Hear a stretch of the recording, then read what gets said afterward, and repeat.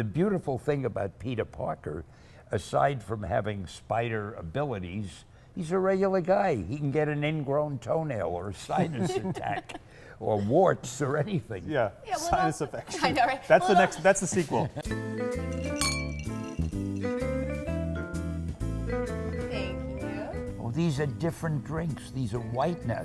I know. Oh, I know. vodka. Thank you very Isn't much. that great? Let's To clear. your good health. Thanks cheers. for coming. Cheers. Thank you. Thank you. Hey guys, I'm Jenna Bush here with the legendary Stan Lee, and Marc Webb is joining us tonight, and he is directing The Amazing Spider-Man, which I'm so excited for. Thank you. Can you imagine a guy who did 50 days of summer? 500. 500. A lot more days. You see why they don't have me on many talk shows. Yeah. 500 days of summer and also Spider-Man. I mean, how versatile can a guy be? When Stan calls, I come.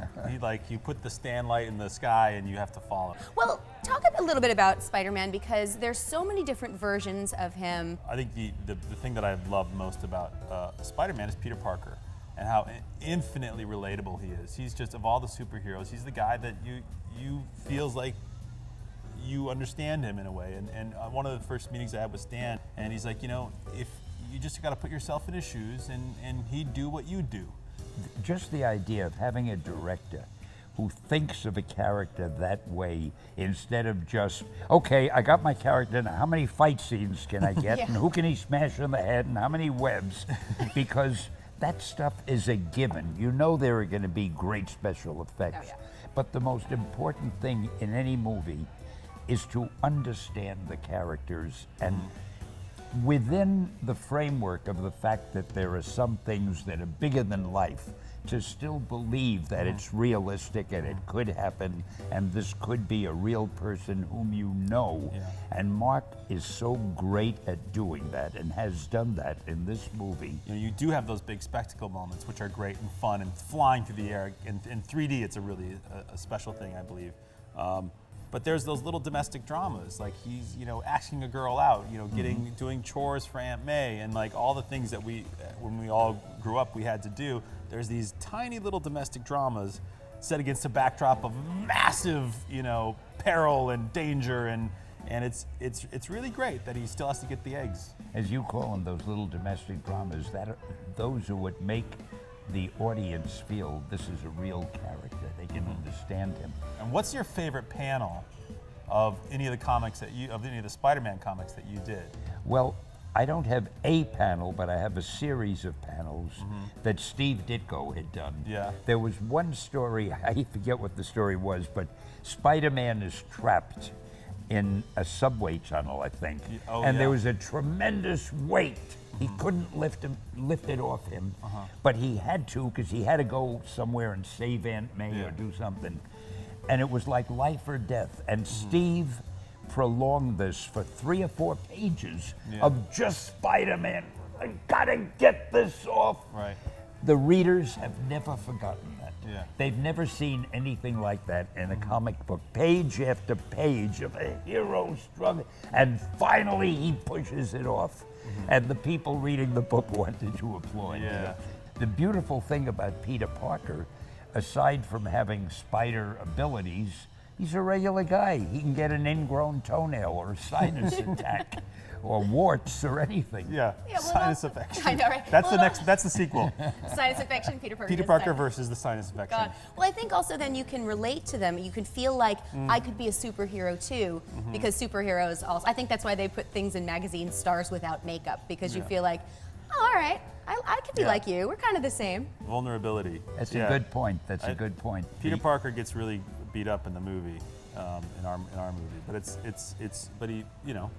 I hope you don't there's a beat him up triumphant. too much. And poor Andrew Garfield. I was just Yeah. going to say. He got Incidentally- roughed up. Look at him at the end of the movie. He's beaten up. He's a great actor. He and is, I think isn't he he? is so perfect for Spider-Man. Yeah, I think with people who have seen even segments of the movie, they start to appreciate him. I mean, he also has a physical stamina that you need to do a role like this, which is really, really hard. And Emma Stone, I think, as Gwen Stacy is just a revelation. I think she's so fantastic and funny and a spitfire. She's funny in everything. And she's She is sweet amazing. and nice. And Yeah. Sweet and so I think that's one of my favorite parts about the movie that I got to make was the relationship between Peter Parker and Gwen Stacy, and she's so smart, and they have such great banter and such great chemistry, and it's something that it started off in the comics, and it was a really there's a romantic element to Spider-Man that you just don't see in any of those movies. There's a sweetness and an innocence to it. I'm glad you mentioned about the humor with Andrew Garfield, because to me, the humor was always an important part of the Spider-Man series. Yeah. There had to be funny incidents, or if not funny incidents,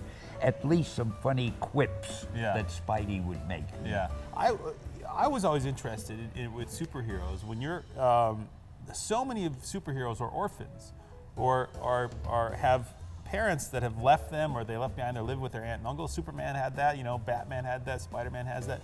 Why are all these superheroes orphans?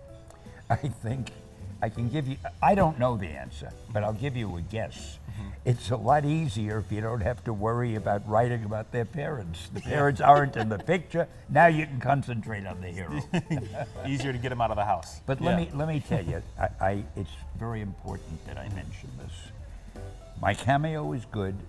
I do it magnificently. But the whole concept of the cameo was my friend Mark's. It was he who created it. We had a lot of work sessions. We spent about 4 or 5 days preparing and going deep into the method.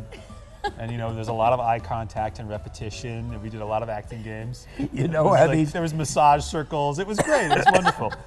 Well, we have to wrap up, but thank you, Mark, so much. I'm not finished talking You want to yet. keep talking? I'm sorry. That's okay. Marc Webb, thank you so much for joining us. Thank really you, appreciate Jenna. it. I And really thank you, appreciate Stan. And Mark, I gotta tell you, this has been a highlight of my day, my week, my month, my year. You are the greatest. Thank you, Stan. You are the greatest. Well, you're also a great judge of character. Excelsior!